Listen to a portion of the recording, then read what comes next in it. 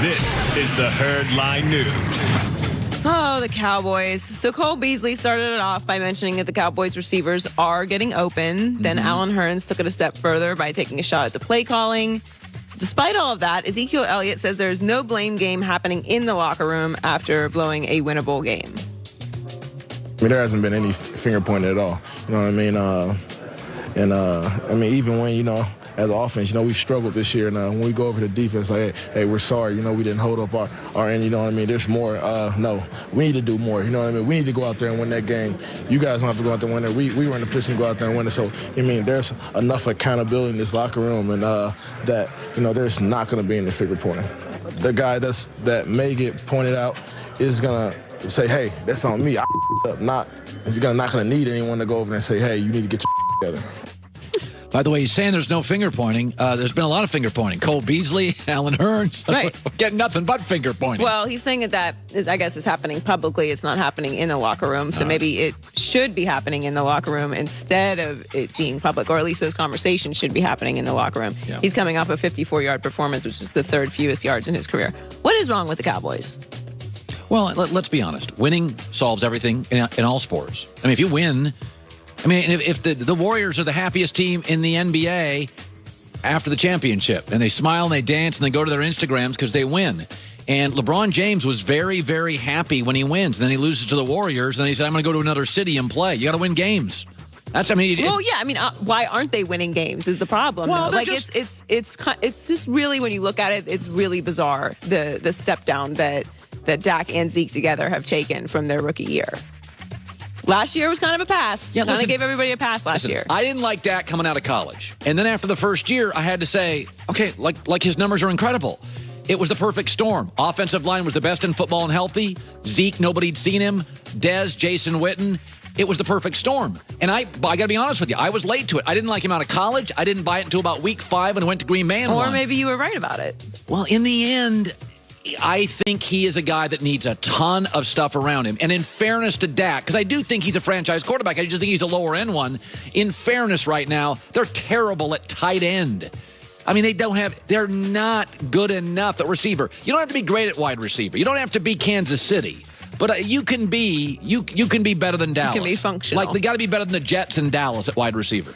So the phrase, the same old Browns, might not apply to this particular squad. And Baker Mayfield says he knew this team was different than the organization that went 1-31 over the previous 2 years. He says, in fact, he knew the team was special the day he walked into the Browns building. Here is why.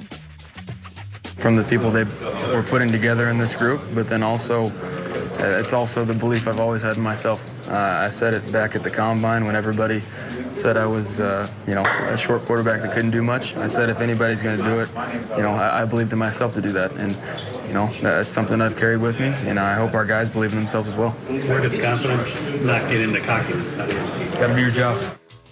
I don't know that the Browns are becoming cocky just yet.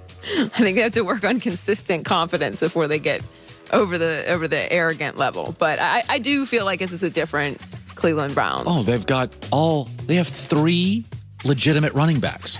It's a real team. I'll talk about this in a couple of minutes, and Baker Mayfield. But, yeah, I mean, he hasn't been sensational, but the team's really, really good all over the place. Well, they lead the NFL. They don't just lead the NFL in takeaways. They lead it by a wide margin. You watch a Browns game, they're raking the ball out of you. They're picking it off. Like, this is a good football team with a bunch of good players. I don't know that I necessarily need Baker to be sensational this year. The Browns have been so bad for so long. I think that just establishing a culture change is more important than necessarily going out in there and lighting it up. Just get wins. I'd like to see him, as long as he's a grown-up, be mature, franchise leader, next 15 years. I know Sam Darnold will be. Just be a grown-up. Even you have to be happy with his demeanor and the way he's been carrying himself so far. So far, he's been great. So finally, Sunday night's matchup between the Chiefs and Patriots will feature a battle of different generations of quarterbacks. Many have called Mahomes the future of the quarterback position, considering how his arm is and his playmaking ability. And Brady, at least according to me, fired a couple shots about how the position is changing. But Mahomes says that he did learn a little something from Brady.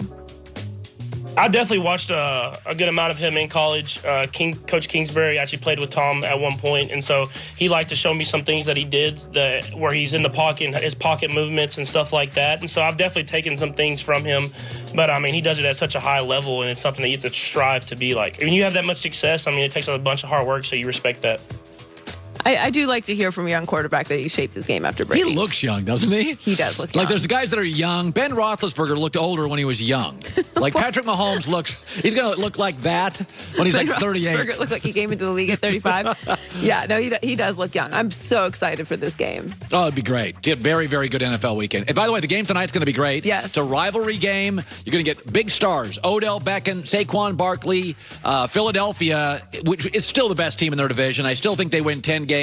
They win their division, but they got to get their act together. Tonight's a big star game. Carson Wentz, Odell Beckham, Saquon Barkley, massive rivalry. NFC East is a great game tonight. Yes. Excited about it. Joy Taylor with the news. Well, that's the news. And thanks for stopping by. The Herd Line News. By the way, yesterday on our show, a very unfortunate moment on the show. I thought it bordered on unprofessional when our college football guy, Joel Klatt, came on wearing a uniform. I don't know if I'm going to let him back on the show. This was the moment. Roll the tape if you could. I didn't sleep well last night. You're such an obnoxious... Yeah, buddy. How was last Sunday? Oh, What's up? Oh, a bunch of field goals. Hey, 2 wins. What? 2 more wins than they had in 600 previous days. Guess what Mayfield has? Cop video, junk, and 2 wins. Bang. Very obnoxious. I'm not into message boards, Twitter.